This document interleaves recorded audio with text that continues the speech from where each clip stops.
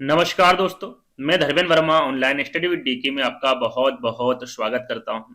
आज का वीडियो बहुत ही खास होने वाला है। देखिए यहाँ पर जो वीडियो मैं लेकर आया हूं, यदि आपने ये वीडियो पूरा देख लिया तो जितने भी यहाँ पर ये आपके जो वैज्ञानिक लिखे हैं सारे के सारे मैं कवर करवा दूंगा इस एक वीडियो में और कम समय में। यानी कि एक प्रश्न में एक सिद्धांत किसी के द्वारा भी दिया गया हो, जिन पियाजे के द्वारा थॉर्नडाइक, और सारी चीजें मैं एक ही प्रश्न में आपको बता दूंगा, सारी डिटेल। तो स्किप नहीं करना है इस वीडियो को। चाहे तो आप इस वैज्ञानिकों नाम से देख सकते हैं या फिर जो बाल विकास के सिद्धांत के अंतर्गत ये वीडियो लाया गया है, तो आपको स्किप नहीं करना है। इसमें जो परीक्षण दिए गए आपके टेट, सीएटी और आईबीटी जो परीक्षण है, टीएटी परीक्षण है, सारी चीजें इसमें इंक्लूड की गई है। बाकी जिन पियाजे, Thorndike, Vygotsky, Kohlberg, Pavlov, Freud, है ना, सी फ्राइड का मतलब सिगमंड फ्राइड है ना, Kohler, Bloom, Chomsky, Goldman, Galton, Wundt, McDougall, Skinner, Bandura, Gardner, ये सारे के सारे वैज्ञानिक मैंने इस एक ही वीडियो में रखे हैं। तो आपको स्किप नहीं करना है, वीडियो को पूरा देखना है।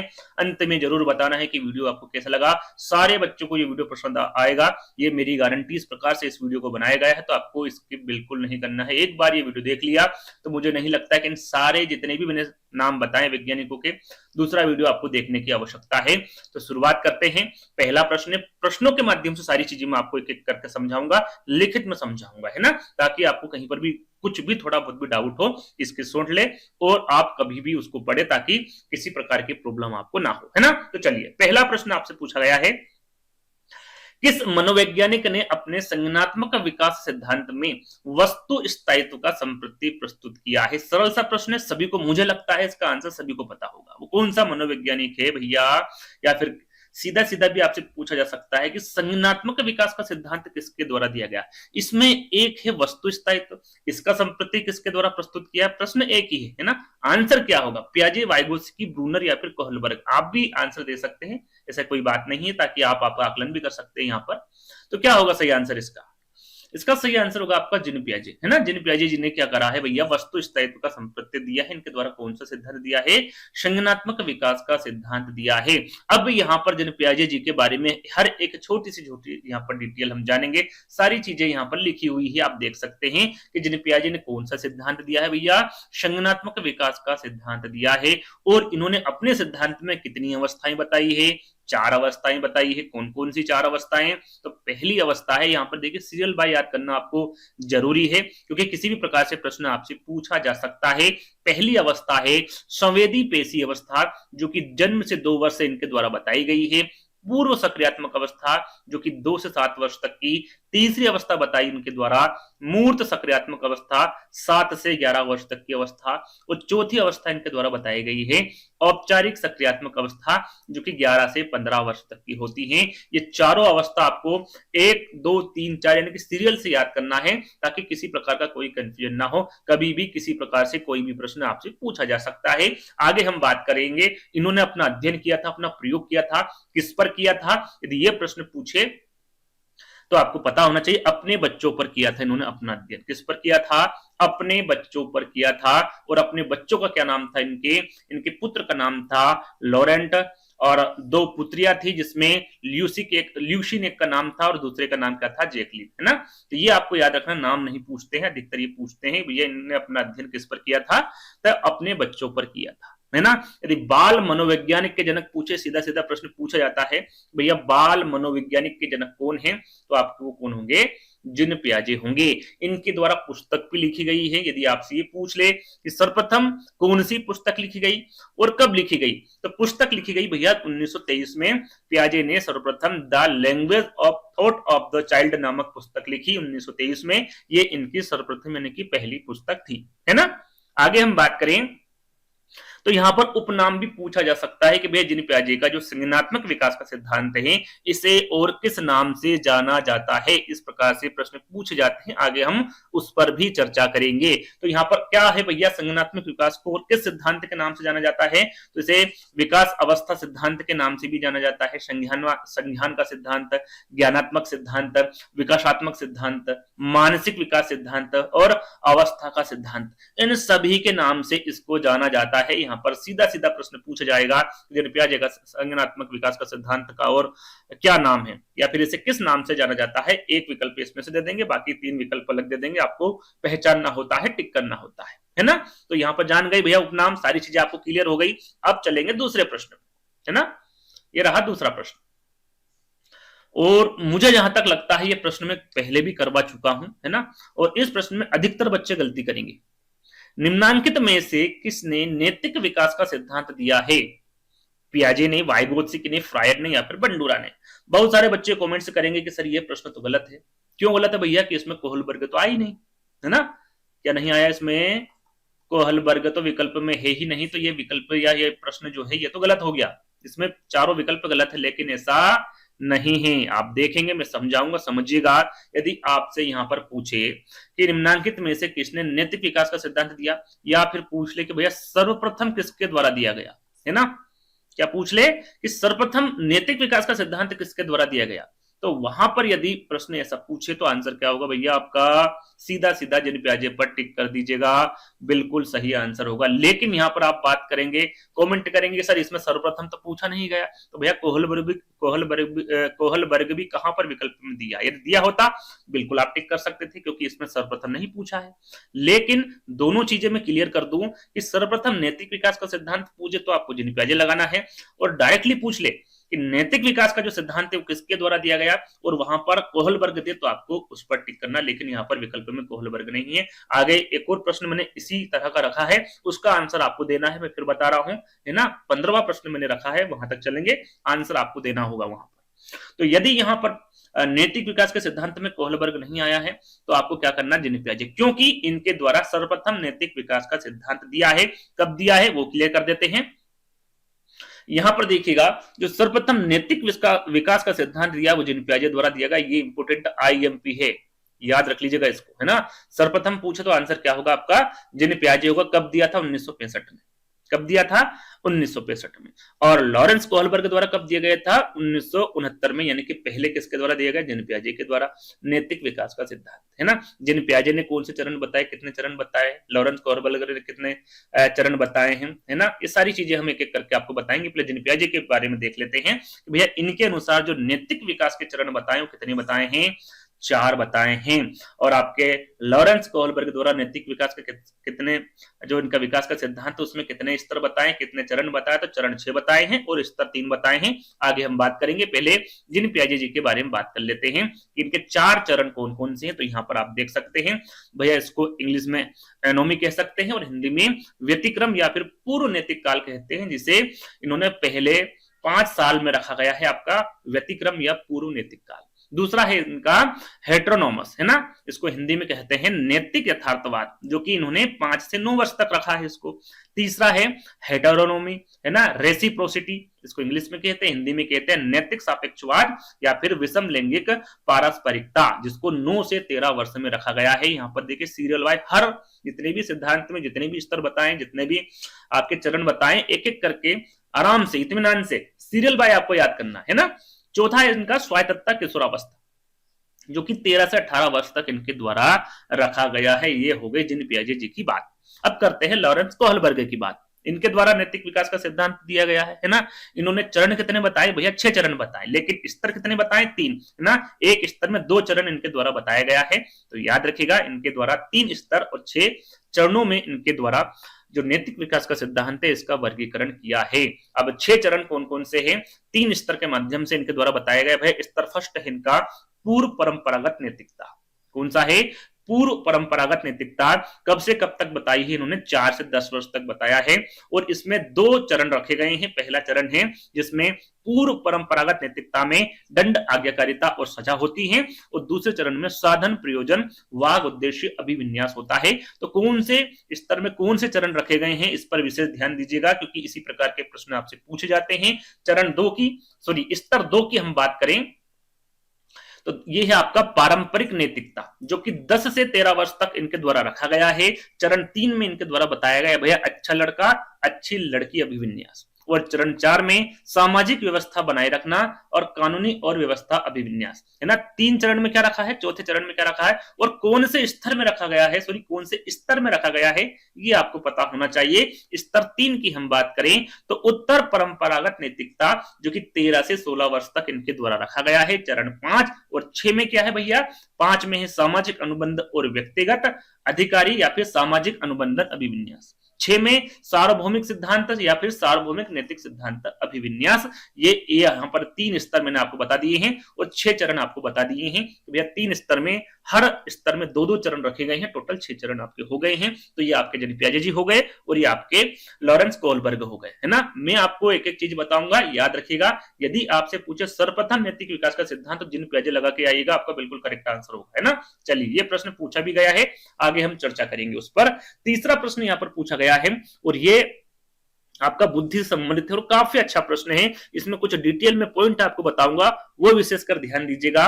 मानसिक आयु का प्रत्यय किसके द्वारा दिया गया, यदि ये आपसे पूछे तो क्या होगा सही आंसर? बीने, स्टर्न, टर्मन या फिर वेसलर, क्या होगा? आपको भी आंसर देना है ना। कमेंट के माध्यम से दीजिए या फिर कॉपी में लिख लीजिए, ताकि आपको समझ में आए कि भाई आंसर सही दिया फिर गलत दिया आपने। क्या होगा सही आंसर? तो यहां पर देखिए, मानसिक आयु का प्रतीक पूछे तो हमेशा याद रखिएगा साइमन बीने। कौन होंगे? साइमन बीने होंगे भैया। मानसिक आयु का जो प्रत्यय दिया है, बीने साइमन द्वारा दिया गया है। छोटी से छोटी, बड़ी से बड़ी जानकारी यहाँ पर लिखी हुई है, ध्यान दीजिएगा। हर एक पॉइंट इंपोर्टेंट है, बुद्धि से संबंधित है ये प्रश्न। यहाँ पर देखिए, मानसिक आयु का प्रत्यय बीने साइमन द्वारा दिया गया है। अब यहाँ पर हम शुरुआत से चलेंगे तो आपको यहाँ पर एक एक करके 1985, 1990 इस प्रकार से यहाँ पर मैंने पॉइंटों को रखा है, ताकि आपको किसी प्रकार का कंफ्यूजन ना हो। देखिए, यहाँ पर आपसे पूछ ले कि भैया बुद्धि शब्द का सर्वप्रथम प्रयोग किसके द्वारा किया गया था, तो ये फ्रांसीसी गाल्टन के द्वारा किया गया था। इंपोर्टेंट आईएमपी है। कहां के रहने वाले हैं भैया? ये इंग्लैंड के। कब किया था इन्होंने सर्वप्रथम बुद्धि शब्द का प्रयोग? तो 1885 में। सन याद रखना है, किसके द्वारा किया गया है और क्या किया गया भैया? बुद्धि शब्द का प्रयोग किया सर्वप्रथम फ्रांसिस गाल्टन ने, इंग्लैंड के रहने वाले थे, 1885, है ना। 1890 में केटल ने पेंसिल्वेनिया विश्वविद्यालय में मेंटल टेस्ट एंड मैनेजमेंट, मानसिक परीक्षण एवं मापन नामक पुस्तक का प्रकाशन किया। कौन सा प्रकाशन किया, कब किया, किसके द्वारा किया गया? 3 चीजें इसमें लिखी हुई है। 1890 में किया गया। किसका किया गया भैया? मानसिक परीक्षण एवं मापन नामक पुस्तक का, जिसे इंग्लिश में कहते हैं मेंटल टेस्ट एंड मैनेजमेंट। किसके द्वारा? केटल के द्वारा। कहां पर? पेंसिल्वेनिया विश्वविद्यालय में, है ना। और याद रखिएगा, ये इंपोर्टेंट है भैया, मानसिक परीक्षण शब्द का प्रयोग किसके द्वारा किया गया था? तो याद रखिएगा, ये केटल के द्वारा किया गया था और इसी पुस्तक में किया गया था। कब? 1890 में। मानसिक परीक्षण के बारे में पूछा जाता है कि सर्वप्रथम मानसिक परीक्षण शब्द का प्रयोग किसके द्वारा किया गया था, तो केटल के द्वारा किया गया था। कब किया गया था? 1890 में। अब बात करते हैं 1905 की। सबसे पहला बुद्धि परीक्षण किसके द्वारा किया गया था और कौन सा किया गया था?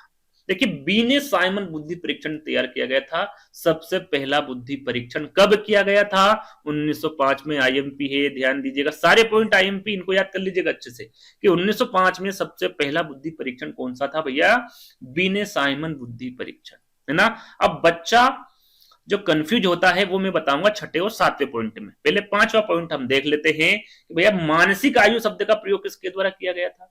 यहां पर देखिए, मानसिक परीक्षण है और यहां पर मानसिक आयु है, दोनों अलग अलग है। ध्यान दीजिएगा कि भैया मानसिक आयु शब्द का जो प्रयोग है ये किसके द्वारा किया गया था, तो अल्फ्रेड बीने के द्वारा किया गया था। कब किया गया था? 1908 में किया गया था। किसका? मानसिक आयु शब्द का, है ना। अब देखिए, बच्चा गलती कहां करता है, ये विशेष तौर पर ध्यान दीजिएगा, क्योंकि मैंने काफी ये प्रश्न आपसे पूछा है और काफी बच्चे ने ये गलती की है।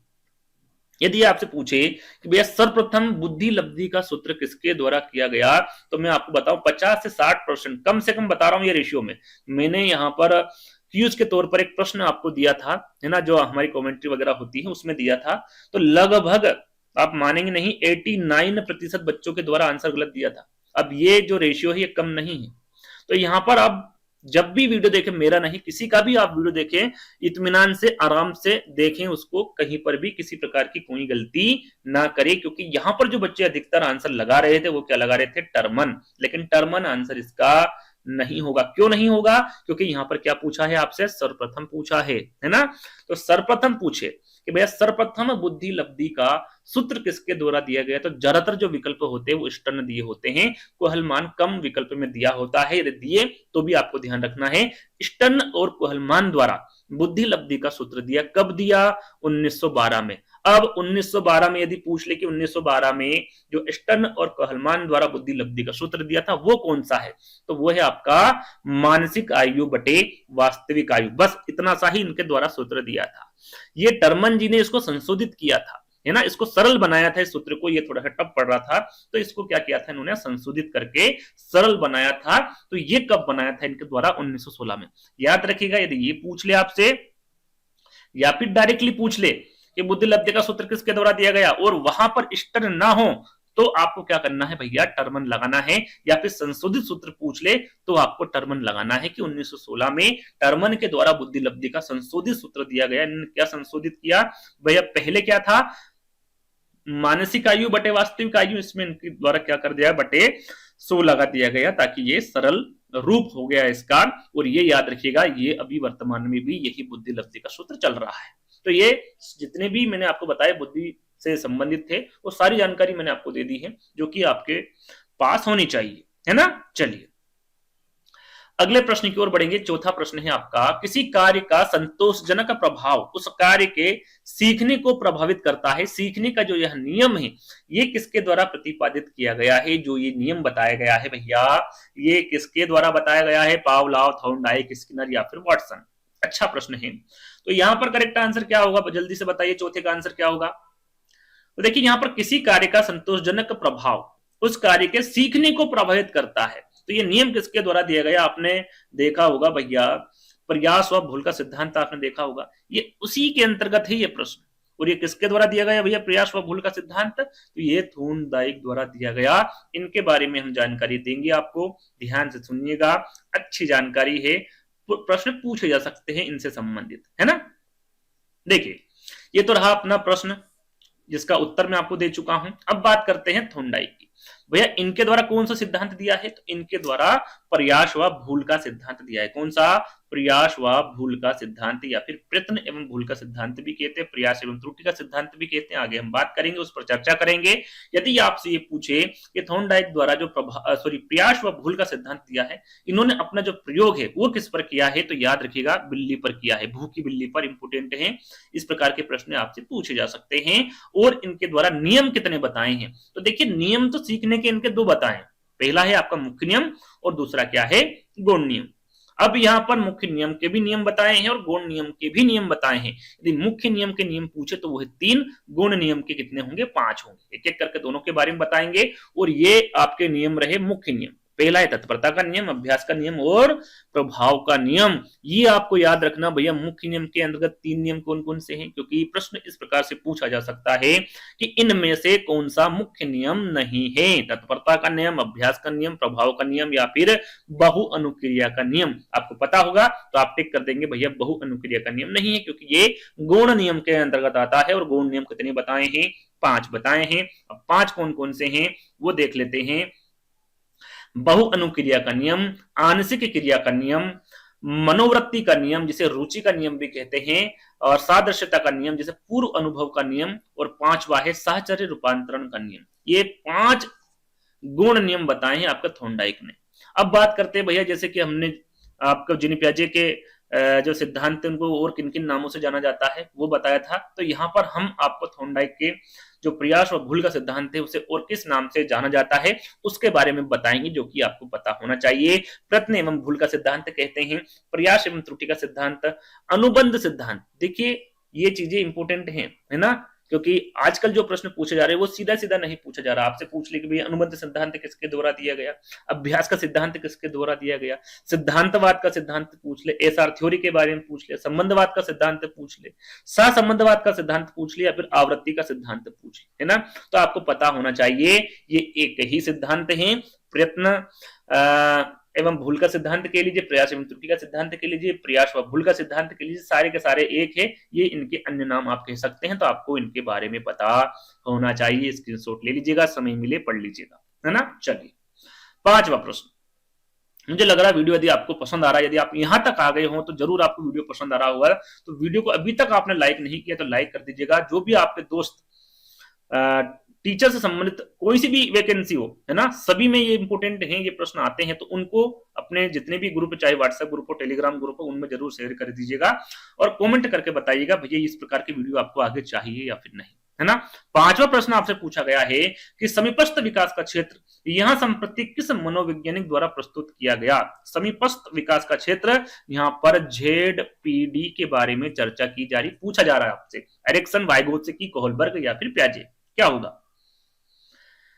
सही आंसर पहले आपको देना है हर प्रश्न का, है ना, चाहे कमेंट्स के माध्यम से या कॉपी में, जैसे कि मैं आपको बता चुका हूं। तो यहां पर देखिए, यहां पर समीपस्थ विकास का क्षेत्र पूछ ले ZPD, या फिर निकट विकास का क्षेत्र पूछ ले, एक होता है स्कैफोल्डिंग, जिसे पहाड़ या फिर ढांचा भी कहते हैं, यदि उसके बारे में पूछ ले, तीनों के बारे में एक साथ पूछ ले, अलग अलग पूछ ले, आंसर आपका एक ही होगा, क्या होगा भैया, वाइगोत्स्की। किसके द्वारा प्रस्तुत किया गया है, सभी वाइगोत्स्की के द्वारा प्रस्तुत किया गया है। आगे हम इस पर चर्चा करेंगे, आप देख सकते हैं सारी चीजें यहाँ पर लिखी हुई है, चाहे आपसे समीपस्थ विकास का क्षेत्र ZPD के बारे में पूछ ले, निकट विकास के क्षेत्र के बारे में पूछ ले, या फिर स्कैफोल्डिंग, हिंदी में इसे पूछा जाता पहाड़ या फिर ढांचा इसे कहते हैं, ये रूसी मनोवैज्ञानिक थे, किसके द्वारा प्रस्तुत किया गया है, लेव वाइगोत्स्की के द्वारा प्रस्तुत किया गया है। इनके द्वारा कौन सा सिद्धांत दिया है, तो सामाजिक सांस्कृतिक सिद्धांत, IMP है, काफी प्रश्न इनसे संबंधित पूछे जाते हैं। तो सामाजिक सांस्कृतिक सिद्धांत किसके द्वारा दिया गया है, वाइगोत्स्की के द्वारा दिया गया है। हर सिद्धांत के मैंने उपनाम जरूर दिए हैं, क्योंकि इस प्रकार के प्रश्न आगे मैं बताऊंगा किस प्रकार से पूछे जाते हैं। पहले हम वाइगोत्स्की का जो सिद्धांत है, सामाजिक सांस्कृतिक सिद्धांत, इसे और किस नाम से जाना जाता है, तो इसे भाषा का सिद्धांत, सामाजिक रचनावाद का सिद्धांत, सामाजिक विकास का सिद्धांत, संज्ञानात्मक विकास के सिद्धांत से भी जाना जाता है, याद रखिएगा, है ना, अधिगम सिद्धांत और जोन ऑफ प्रोक्सिमल डेवलपमेंट, जिसे ZPD भी कहा जाता है, ये हिंदी में है और ये इंग्लिश में है। तो आपको हिंदी इंग्लिश दोनों याद होना चाहिए। तो आई होप आपको ये सारी चीजें पसंद आ रही होगी। आगे बढ़ेंगे, छठे प्रश्न पर चलेंगे। निकटता के सिद्धांत की संकल्पना किसके द्वारा दी गई। निकट विकास का क्षेत्र नहीं पूछा है, यहाँ पर क्या पूछा है भैया, निकटता के सिद्धांत के बारे में पूछा गया है, थॉर्नडाइक, पावलोव, स्किनर या फिर वर्दीमर। काफी अच्छा प्रश्न है ये भी। क्या होगा, जल्दी से आंसर बताइए छठे का। आपने गेस्टाल्टवादियों के बारे में सुना होगा, थोड़ा सा हिंट में आपको दे देता हूं। सुना है गेस्टाल्टवादी कौन कौन से उसमें वैज्ञानिक आते हैं, उससे संबंधित ही प्रश्न। अब बताइए क्या होगा। सही आंसर होगा यहाँ पर आपका वर्दीमर। कौन होगा, वर्दीमर। ये कौन है भैया, ये गेस्टाल्ट मनोविज्ञान के संस्थापक इन्हें कह सकते हैं, जनक इन्हें कह सकते हैं, और निकटता के सिद्धांत की संकल्पना इनके द्वारा ही दी गई है। थोड़ी सी जानकारी आपको देंगे, सुनिएगा कि भैया निकटता के सिद्धांत की संकल्पना, जैसे कि मैंने आपको बताया था, जर्मन के मनोवैज्ञानिक है मैक्स वर्दाइमर द्वारा दी गई थी। यहाँ पर वर्दाइमर लिखा हुआ है ना। यहाँ पर यदि आपसे सीधा सीधा पूछे कि भैया गेस्टाल्ट मनोवैज्ञानिक के संस्थापक पूछ ले या फिर जनक पूछ ले, कौन होंगे, मैक्स वर्दाइमर होंगे। कौन होंगे, मैक्स मर्दाइवर। कब दिया भैया, तो गेस्टाल्ट मनोविज्ञानी की जो स्थापना है ये जर्मनी में, कहां पर हुई थी, जर्मनी में, और ये जर्मन के ही मनोवैज्ञानिक है मैक्स वर्दाइमर द्वारा 1912 में की गई थी। कब, सन यदि पूछे तो 1912, आपको ध्यान रखना है। अब इन गेस्टाल्टवादियों में कौन कौन से मनोवैज्ञानिक इंक्लूड थे, किनके द्वारा इसमें इनका सहयोग हुआ, तो वर्दीमर के साथ साथ कोहलर का, कोफका का, लेविन, ये सभी क्या है भैया, गेस्टाल्टवाद के प्रवर्तक है। आगे इनसे संबंधित प्रश्न पूछा जा सकता है कि भाई कोहलर किससे संबंधित है, तो गेस्टाल्टवाद से संबंधित है। इस प्रकार के प्रश्न पूछे जा सकते हैं, जो कि आपको पता होना चाहिए। वर्दीमर, कोहलर, कोफका और लेविन, है ना। चलिए आगे बढ़ेंगे। सातवां प्रश्न और काफी अच्छा प्रश्न है, विलियम उंट। हाँ, विलियम उंट से संबंधित प्रश्न है कि मनोविज्ञान की प्रथम प्रयोगशाला को किसने स्थापित किया था। वैसे मुझे बताना नहीं चाहिए था, आंसर मैं आपको बता चुका हूं। मनोविज्ञान की जो प्रथम प्रयोगशाला है ये किसके द्वारा स्थापित किया गया भैया, विलियम उंट के द्वारा स्थापित किया गया। चलो मैंने इसका आंसर आपको बता दिया, लेकिन एक प्रश्न और कर लेता हूं, उसकी डिटेल में दूंगा, उसके पहले आपको आंसर देना है। यदि आपसे पूछ ले कि आधुनिक मनोविज्ञान के जनक कौन है, यदि ये पूछ ले तो आंसर बताइए भाई कमेंट्स में। क्या होगा, क्या पूछ ले आपसे, आधुनिक मनोविज्ञान के जनक पूछ ले, कौन होंगे। दूसरा प्रश्न दे देता हूं, प्रायोगिक मनोविज्ञान के जनक पूछ ले, ये बताइए दोनों का आंसर क्या होगा। पहला प्रश्न पूछा मैंने आपसे आधुनिक मनोविज्ञान के जनक, और दूसरा प्रश्न पूछा प्रायोगिक मनोविज्ञान के जनक किसे कहते हैं। जल्दी से फटाफट आंसर करिए, क्योंकि मैं इसके जस्ट बाद इसका विश्लेषण करने वाला हूं, आपको समझाने वाला हूं। है ना। आई होप अपना आंसर दे दिया होगा। चलते हैं, बताते हैं आपको किसने दिया भैया। तो यहाँ पर देखो लिखा हुआ है, पहले हम आंसर जान लेते हैं, क्योंकि आंसर में सिर्फ विलियम उंट मैंने आपको बताया था। देखिए यहाँ पर ये कब स्थापित किया गया था, तो 1879 में, है ना। कहा, जर्मनी के लेप्जिग में प्रथम मनोविज्ञान प्रयोगशाला को स्थापित किया गया। किसके द्वारा, विलियम उंट के द्वारा। कब, 1879 में। देखिए दो प्रश्न मैंने आपसे पूछे थे, एक पूछा था आधुनिक मनोविज्ञान का जनक और दूसरा पूछा था प्रायोगिक मनोविज्ञान का जनक। दोनों ही पूछे, किसी भी तरीके से पूछे, आंसर क्या होगा, विलियम उंट ही होगा, है ना। चाहे प्रथम मनोविज्ञान प्रयोगशाला के बारे में पूछे, आधुनिक मनोविज्ञान के जनक के बारे में पूछे, या फिर प्रायोगिक मनोविज्ञान के जनक के बारे में पूछे, विलियम उंट आपका बिल्कुल करेक्ट आंसर होगा, है ना। चलिए अगला प्रश्न, बाल अंतर्बोध परीक्षण, जैसा कि मैंने आपको बताया था टीएटी, सीएटी, आईबीटी परीक्षण के बारे में मैं आपको बताऊंगा। ये रहा प्रश्न, तीनों के बारे में एक साथ आपको जानकारी देने वाला हूं। जहां तक मुझे लगा हर एक जानकारी मैंने प्रश्नों के माध्यम से देने की कोशिश की है। बालक अंतर्बोध परीक्षण किसके द्वारा विकसित किया गया, बेलक, थर्स्टन, थोंडाइक या फिर आलपोर्ट। इसे क्या कहते हैं भैया, सीएटी कहा जाता है, सॉरी सीएटी कहा जाता है। बताइए क्या सही आंसर होगा, बाल अंतर्बोध परीक्षण। तो याद रखिएगा, ये दिया है आपका बेलक ने। किसने दिया है, लियोपोल्ड बेलक। इनका पूरा नाम क्या है, लियोपोल्ड बेलक है। अब हम पहले सीएटी के बारे में जानेंगे, फिर टीएटी के बारे में, फिर आईबीटी के बारे में एक एक करके जानेंगे। तो यहाँ पर तीनों के बारे में जानेंगे। आंसर ये रहा आपका टीएटी, सीएटी और आईबीटी, है ना। तो सबसे पहले जानेंगे सीएटी के बारे में, बाल अंतर्बोध परीक्षण। याद रखिएगा सारी चीजें मैंने यहाँ पर रखी है। प्रतिपादक कौन होंगे, जैसे कि हम प्रश्न में बता चुके हैं, लियोपोल्ड बेलक। कब की थी इनके द्वारा परीक्षण, कब किया था, तो 1948 में। सन भी आपको ध्यान में रखना है। इनके साथ विकास में योगदान भी दिया गया था लियोपोल्ड बेलक के। तो वो कौन थे, डॉक्टर अर्नेस्ट क्रिस, है ना। ये याद रखिएगा, यदि पूछ ले भाई बाल अंतर्बोध परीक्षण में किसका योगदान था विकास में, तो याद रखिएगा डॉक्टर अर्नेस्ट क्रिस का, है ना। इस परीक्षण में क्या होता है भैया, तो इस परीक्षण में कार्ड की संख्या कितनी होती है, टोटल, यहाँ पर टोटल दी गई है 10 संख्या होती है आपकी बाल अंतर्बोध परीक्षण सीएटी में, है ना। इस परीक्षण में 10 कार्ड पर किसके चित्र बने होते हैं, तो जानवरों के चित्र बने होते हैं। अब इन चित्रों के माध्यम से क्या किया जाता है, तो बालक को चित्र दिखाकर कहानी लिखने को कहा जाता है। कोई सा भी जानवर हो, शेर हो गया, तो उसके बारे में बता दिया कि भाई इसके ऊपर कहानी लिखो। तो इस प्रकार से चित्र दिखाकर कहानी लिखने को कहा जाता है। ये कितने से कितने वर्ष तक के बच्चों के लिए होता है, ये इंपोर्टेंट है। बाल अंतर्बोध परीक्षण कितने से कितने वर्ष के बच्चों के लिए किया जाता है, तो ये विशेषकर ध्यान दीजिएगा। यह परीक्षण 3 से 11 वर्ष के बच्चों के लिए होता है। इनको 10 कार्ड दिए जाते हैं, उस पर जानवरों के चित्र होते हैं। कोई सी भी जानवर का चित्र दिखाकर कहानी लिखने को कहते हैं। बस इतना सा आपको याद रख लेना है। अब बढ़ते हैं टीएटी। टीएटी प्रासंगिक अंतर्बोध परीक्षण, ये किसके द्वारा प्रतिपादित किया गया था, तो मॉर्गन एवं मूरे। कब किया गया था, तो 1935 में। सन आपको साथ में ध्यान रखना है ना।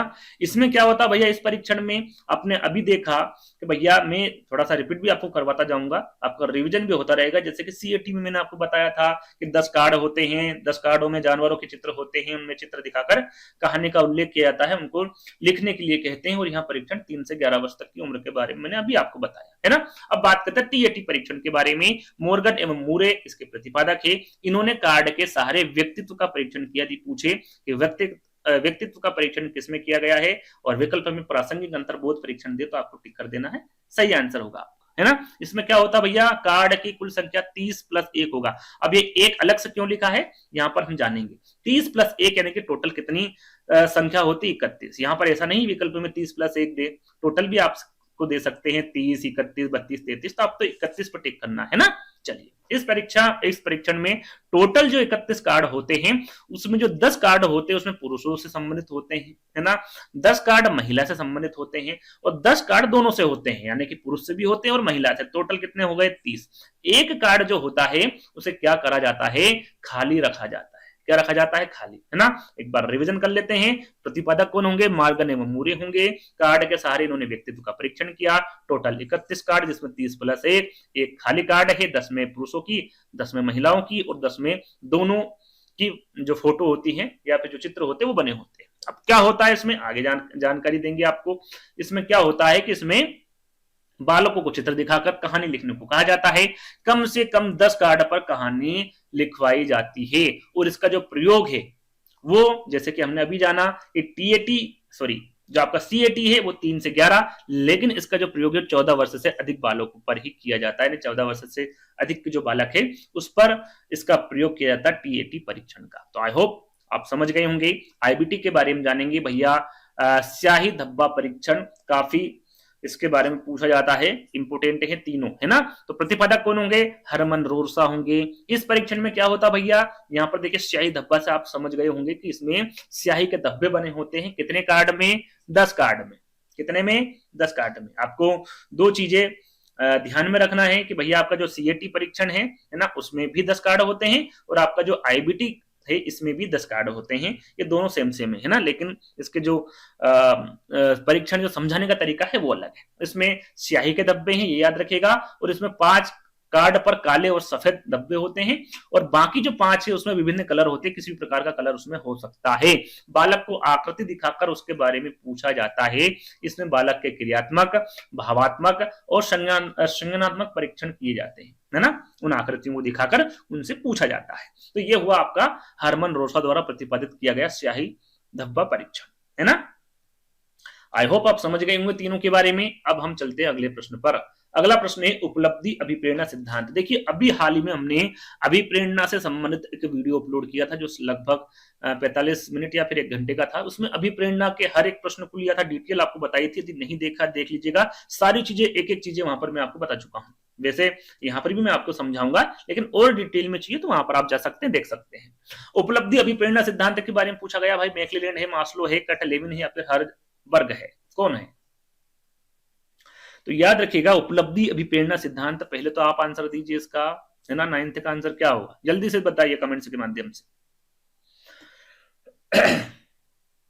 इसका सही आंसर होगा उपलब्धि अभिप्रेरणा सिद्धांत के बारे में पूछे तो मैक्लेलैंड आपका करेक्ट आंसर होगा। क्या होगा? मैक्लेलैंड, है ना। इनके बारे में थोड़ा सा जान लेते हैं। अभिप्रेरणा के बारे में मैं आपको एक एक करके बताऊंगा। सबसे पहले हम यहाँ पर जानेंगे उपलब्धि अभिप्रेरणा सिद्धांत के बारे में, किसके द्वारा? डेविस सी मैक्लेलैंड के द्वारा दिया गया है। इसकी व्याख्या कौन सी पुस्तक में की गई है? तो पुस्तक का नाम पूछे तो द एचविंग सोसाइटी। कौन सी? द एचविंग सोसाइटी द्वारा इस पुस्तक जो है इसमें उपलब्धि अभिप्रेरणा सिद्धांत की व्याख्या की गई है, ये आपको ध्यान रखना है। अब मैक्लेलैंड ने उपलब्धि अभिप्रेरणा सिद्धांत के कितने घटक बताए हैं? तो सीधा सीधा पूछे उपलब्धि अभिप्रेरणा सिद्धांत के कितने घटक हैं? तो 3 घटक हैं। कौन कौन से? उपलब्धि की आवश्यकता, शक्ति या फिर संबंधता। ये भी आपसे पूछा जा सकता है कि मैक्लेलैंड द्वारा जो उपलब्धि अभिप्रेरणा सिद्धांत बताए हैं उसमें से कौन सा घटक नहीं है। 3 दे देंगे, एक अलग दे देंगे, आपको उसमें से पहचानना होगा। तो तीनों घटकों के बारे में आपको पता होना चाहिए, उपलब्धि की आवश्यकता, शक्ति और संबंधता। आगे बात करेंगे अभिप्रेरणा की। अभिप्रेरणा के सिद्धांत के बारे में जो इंपोर्टेंट है सारी जानकारी यहाँ पर दे रखी। सीधा सीधा आपसे मूल प्रवृत्ति के बारे में पूछे, भैया अभिप्रेरणा का जो मूल प्रवृत्ति का सिद्धांत है ये किसके द्वारा दिया गया? तो विलियम मैकडूगल के द्वारा दिया। किसके द्वारा? William McDougall. कितनी मूल प्रवृत्तियां बताई है? 14 मूल प्रवृत्तियां। साथ में आपको याद रखना है इनके द्वारा संवेग भी दिए गए हैं। क्या दिए गए हैं? संवेग। जितनी मूल प्रवृत्तियां बताई हैं उतने ही उनके द्वारा संवेग बताए गए हैं, इस पर भी विशेष ध्यान दीजिएगा। अब यहाँ पर बात की जाए मनोविश्लेषण सिद्धांत की, या फिर मनोविश्लेषण सिद्धांत के जनक कौन है, या फिर मनोविश्लेषण सिद्धांत किसके द्वारा दिया गया पूछे तो ये फ्रायड के द्वारा दिया गया। किसके द्वारा? फ्रायड के द्वारा। और इंपोर्टेंट क्या है, जैसे कि मैकडूगल के हिसाब से 14 मूल प्रवृत्ति बताई है, तो इनके हिसाब से भी जो प्रवृत्तियां बताई गई है वो कितनी बताई गई? 2। पूछा जा सकता है कि भैया फ्रायड द्वारा मूल प्रवृत्तियां कितनी बताई हैं? तो 2 बताई है। कौन कौन सी? जन्म मूल प्रवृत्ति जिसे एरोस कहा जाता है, और दूसरी है मृत्यु मूल प्रवृत्ति जिसे थैनाटोस कहा जाता है। पहला और दूसरा दोनों के बारे में आपको पता होना चाहिए, है ना। आगे हम अभिप्रेरणा के बारे में जाने तो आपसे पूछा जा सकता है चालक सिद्धांत, अंतर्नोद सिद्धांत या फिर प्रणोद सिद्धांत, तीनों ही एक ही नाम है। या फिर कह सकते हैं प्रणोद सिद्धांत के या फिर चालक सिद्धांत के या फिर अंतर्नोद के सिद्धांत एक दूसरे के उपनाम है। किसके द्वारा दिया गया? क्लार्क एल हल के द्वारा दिया गया। अब बात करें भैया चालक, अंतर्नोद, प्रणोद शब्द सर्वप्रथम किसके द्वारा दिया गया? यहां पर देखिए 2 चीजें हैं। क्या है 2 चीजें? कि भैया यदि पूछे सीधा सीधा सिद्धांत किसके द्वारा दिया गया तो ये क्लार्क हल के द्वारा दिया गया। लेकिन ये पूछ ले कि आपका चालक, अंतर्नोद या फिर प्रणोद जो शब्द हैं ये सर्वप्रथम किसके द्वारा दिया गया, तो याद रखिएगा वुडवर्थ के द्वारा दिया गया। किसके द्वारा? वुडवर्थ के द्वारा, है ना। चालक, अंतर्नोद, प्रणोद शब्द की स्पष्ट व्याख्या किसके द्वारा की गई? तीनों अलग अलग प्रश्न हैं लेकिन इंपोर्टेंट है ना। क्लार्क, हल और ब्राउन, है ना। सिद्धांत पूछे हल के द्वारा, सर्वप्रथम किसके द्वारा दिया गया शब्द? वुडवर्थ के द्वारा। इसकी स्पष्ट व्याख्या किसके द्वारा की गई? तो क्लार्क, हल के साथ साथ ब्राउन के द्वारा, है ना। ये आपको ध्यान रखना, तीनों चीजें। आगे बढ़ेंगे, अभिप्रेरणा का प्रत्यक्ष सिद्धांत के बारे में जाने तो ये किसके द्वारा दिया गया भैया? विक्टर ब्रूम के द्वारा। किसके द्वारा? विक्टर ब्रूम के द्वारा। प्रोत्साहन सिद्धांत बोल्स एवं कोफ्कन के द्वारा। आवश्यकता पदानुक्रम सिद्धांत या फिर मांग पूर्ति का सिद्धांत भी कहते हैं, ये किसके द्वारा दिया गया? तो ये अब्राहम मैस्लो के द्वारा दिया गया। जितने भी अभिप्रेरणा के इंपोर्टेंट सिद्धांत हैं सारी जानकारी आपको दे दी। अब बात करते हैं जो इंपोर्टेंट परिभाषा है वो कौन कौन सी है। आप यहां पर 3 परिभाषा देख सकते हैं और तीनों की तीनों ही क्या है? इंपोर्टेंट है। इसके बाद हम इनके प्रकार के बारे में जानेंगे अभिप्रेरणा के, है ना। यदि हम वीडियो बना रहे हैं, प्रश्न आपको दे रहे हैं तो सारी जानकारी देंगे, है ना। फिर मैं आपको बता रहा हूं, यदि आप यहां तक आ गए हैं, वीडियो आपको पसंद आ रहा है तो लाइक जरूर करना है, शेयर अपने दोस्तों के साथ जरूर करना है ना। इतना सा काम कर लेना है ताकि इसी प्रकार के वीडियो आपको मिलते रहे। तो अभिप्रेरणा की परिभाषा भैया, अभिप्रेरणा सीखने का सर्वोत्तम राजमार्ग है। ये किसके द्वारा कहा गया? इस प्रकार के प्रश्न पूछे जाते हैं। या फिर किसका कथन है? तो स्किनर का कथन है, स्किनर के द्वारा कहा गया, है ना। अभिप्रेरणा कार्य को आरंभ करने, जारी रखने की प्रक्रिया, ये किसके द्वारा कहा गया? तो गुड के द्वारा कहा गया। अभिप्रेरणा वे शारीरिक और मनोवैज्ञानिक दशाएं हैं जो किसी कार्य को करने के लिए प्रेरित करती है, किसके द्वारा कहा गया या किसका कथन है? तो मैकडूगल का कथन है। ये तीनों कथन इंपोर्टेंट हैं, अच्छे से याद कर लीजिएगा, रटना नहीं है, आपको सीखना है ना। चलिए अब बात करते हैं अभिप्रेरणा की। अभिप्रेरणा के प्रकार सीधे सीधे पूछे भैया, अभिप्रेरणा के कितने प्रकार है? तो याद रखिएगा 2 प्रकार है ना। कौन से? आंतरिक अभिप्रेरणा और बाह्य अभिप्रेरणा। अब्राहम मैस्लो के द्वारा पूछे तो भी इनके द्वारा 2 प्रकार बताए। कौन कौन से? जन्मजात और अर्जित। क्योंकि प्रश्न कुछ इस प्रकार से भी पूछा जा सकता है कि अभिप्रेरणा के कितने प्रकार है? आंतरिक अभिप्रेरणा और बाह्य अभिप्रेरणा, जन्मजात और अर्जित, स्वाभाविक और कृत्रिम, या फिर इनमें से कोई नहीं। तो आपको पता होना चाहिए अभिप्रेरणा के 2 प्रकार बताए हैं, आंतरिक अभिप्रेरणा, बाह्य अभिप्रेरणा, जिसे सकारात्मक और नकारात्मक अभिप्रेरणा भी कहा गया है ना। अब्राहम मैस्लो के द्वारा पूछे तो 2 प्रकार बताए, जन्मजात और अर्जित।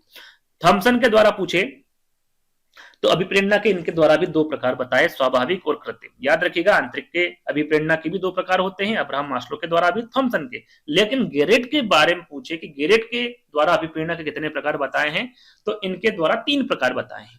कौन कौन से? जैविक, जिसे दैहिक कहा जाता है, मनोवैज्ञानिक और सामाजिक, ये 3 प्रकार बताए हैं गेरेट द्वारा। तो ये अभिप्रेरणा मुझे लगता है सारी चीजें मैं एक एक करके आपको बता चुका हूं। अब चलते हैं अगले प्रश्न पर, है ना। चलिए ये रहा अगला प्रश्न। बुद्धि का त्रिआयामी सिद्धांत किसके द्वारा प्रतिपादित किया गया? मैंने बुद्धि के जो इंपोर्टेंट पॉइंट थे वो आपको वहां पर बता दिए। अब यहाँ पर जो इंपोर्टेंट सिद्धांत है, 10 सिद्धांत में या फिर 12 सिद्धांत बताऊंगा, उनके बारे में भी आपको पता होना चाहिए। बुद्धि का त्रिआयामी सिद्धांत पूछा गया है।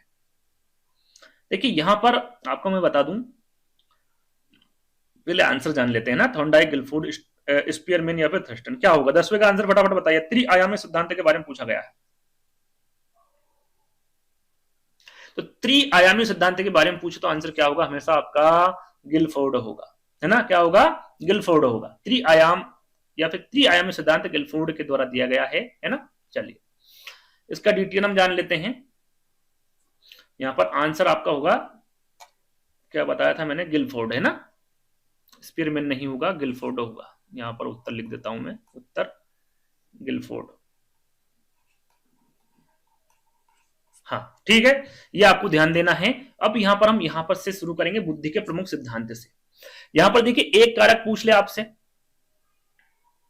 एक कारक सिद्धांत पूछ ले या फिर एक तत्व सिद्धांत पूछ ले, किसके द्वारा दिया गया भैया? ये अल्फ्रेड बीने के द्वारा दिया गया। द्विकारक सिद्धांत पूछे या फिर द्वितत्व का सिद्धांत पूछे, ये किसके द्वारा दिया गया? आपका स्पीयरमैन के द्वारा दिया गया, है ना। यहां पर ध्यान दीजिएगा कि द्विकारक पूछे या फिर त्रिकारक पूछे, ये किसके द्वारा दिए गए? दोनों सिद्धांत स्पीयरमैन के द्वारा दिए गए, है ना, जिसे द्वित सिद्धांत भी कहते हैं और त्रितत्व का सिद्धांत भी कहते हैं। यहाँ पर कंफ्यूजन क्या होता है ये मैं आपको आगे बताऊंगा। देखिए त्रिकारक सिद्धांत पूछे, त्रिआयामी सिद्धांत पूछे या फिर त्रिचापी या फिर त्रिघटकी सिद्धांत पूछे, इनके वैज्ञानिक अलग अलग है, ध्यान दीजिएगा। यहाँ पर त्रिकारक सिद्धांत के स्पीयरमैन है, त्रिआयामी सिद्धांत के गिलफोर्ड है और त्रिचापी या फिर त्रिघटकी सिद्धांत के स्टर्नबर्ग होंगे, ये आपको ध्यान रखना है। साथ में बहुकारक या फिर बहुतत्व का सिद्धांत किसके द्वारा दिया गया? थॉर्नडाइक द्वारा। समकारक या फिर समतत्व का सिद्धांत थर्स्टन द्वारा।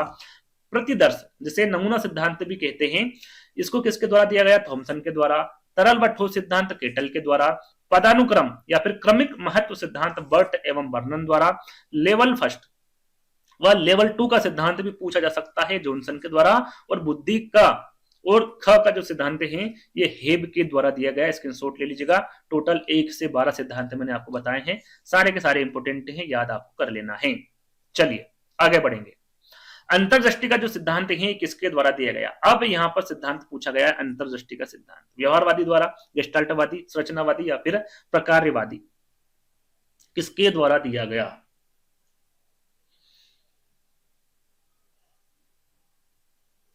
मैंने क्या बताया था भैया, कुछ समय पहले बताया था, लेकिन अंतर्दृष्टि का सिद्धांत नहीं बताया था, है ना। तो आंसर यहाँ पर मैं बता देता हूँ, शायद आपने इसका आंसर दे दिया होगा। गेस्टाल्टवादी द्वारा। किसके द्वारा?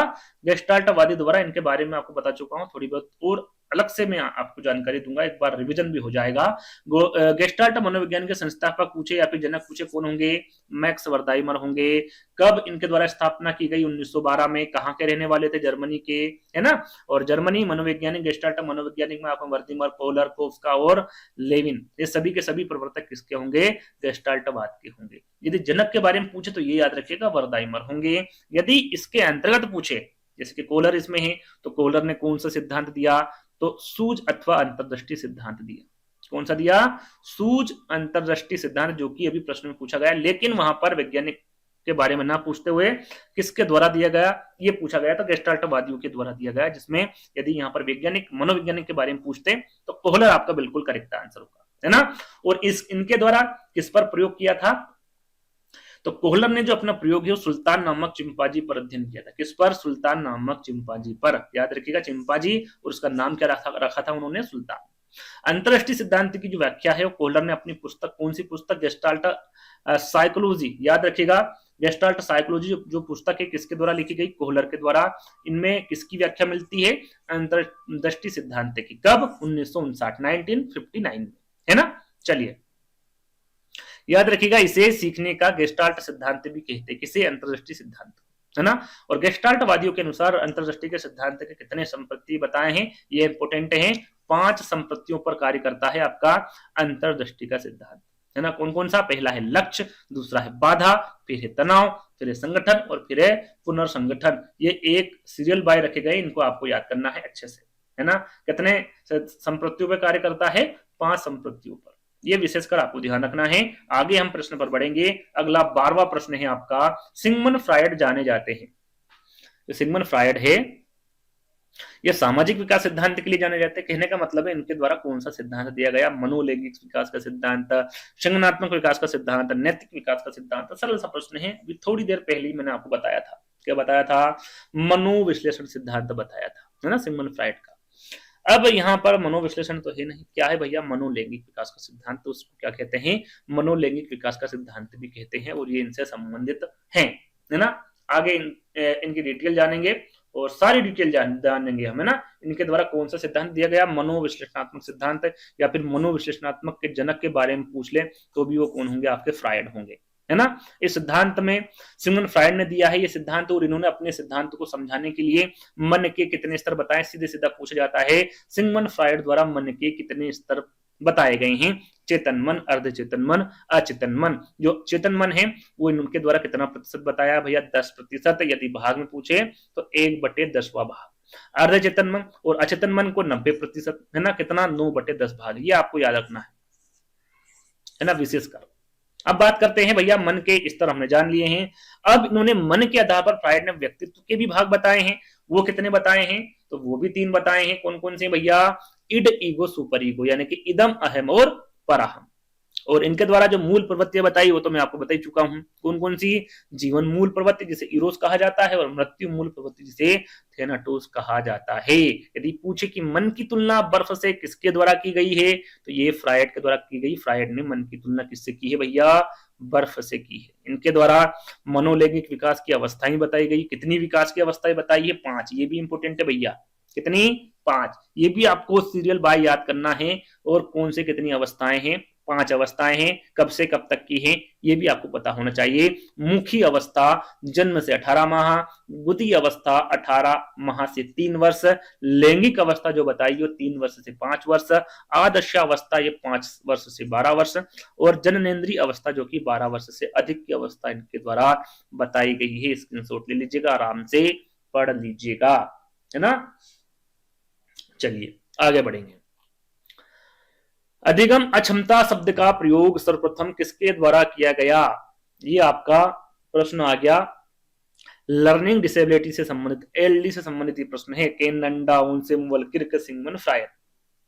अधिगम विकार से, है ना, या फिर अधिगम क्षमता भी कह सकते हैं, अक्षमता भी कह सकते हैं। किसके द्वारा किया गया, तो याद रखिएगा सैमुअल किर्क, है ना, इनके द्वारा अधिगम अक्षमता शब्द का सर्वप्रथम प्रयोग किया गया। अब बात करते हैं इनके बारे में। भैया अधिगम अक्षमता शब्द का जो इस्तेमाल है सबसे पहले डॉक्टर सैमुअल किर्क के द्वारा किया गया था। कब किया गया था, 1963 में। और अधिगम अक्षमता को लर्निंग डिसेबिलिटी, यहाँ पर शॉर्टकट में एलडी भी कहा जाता है, अधिगम विकार भी कहा जाता है, और अधिगम विचलन भी कहा जाता है। किसी प्रकार से प्रश्न पूछा जा सकता है। इस पर एक प्रॉपर वीडियो बनाया मैंने, अधिगम अक्षमता, याद रखिएगा। अधिगम अक्षमता ऑनलाइन स्टडी विद डीके प्रश्न रखे उनके, है ना, और उसकी भी डिटेल मैंने आपको बताई है। यदि उस वीडियो को नहीं देखा देख लीजिएगा, काफी आपको वहां पर उसके बारे में पता चलने वाला है ना। अगला प्रश्न, निम्नलिखित में से कौन सा मनोवैज्ञानिक व्यवहार से संबंधित नहीं है। यहाँ पर देखिए नेगेटिव प्रश्न पूछा गया, मनोवैज्ञानिक व्यवहार से संबंधित कौन से मनोवैज्ञानिक नहीं है, ये पूछा गया है।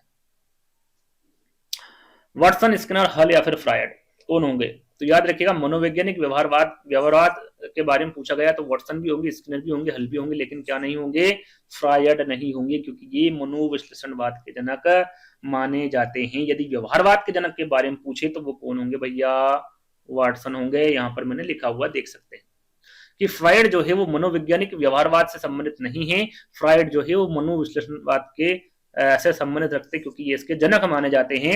व्यवहारवाद के जनक के बारे में पूछे तो कौन होंगे, वाटसन होंगे। और व्यवहारवाद के अंतर्गत जो मनोवैज्ञानिक आते हैं उसमें वाटसन आते हैं जो कि जनक हैं। उसके बाद में Thorndike, Ivan Pavlov, BF Skinner और हल, ये सभी के सभी किसके अंतर्गत आते हैं, व्यवहारवाद के अंतर्गत आते हैं। आगे यदि आपसे वाटसन विकल्प में ना हो तो आपको पता होना चाहिए भैया, थॉर्नडाइक, पावलोव, स्किनर और हल ये भी व्यवहारवाद के अंतर्गत ही आते हैं।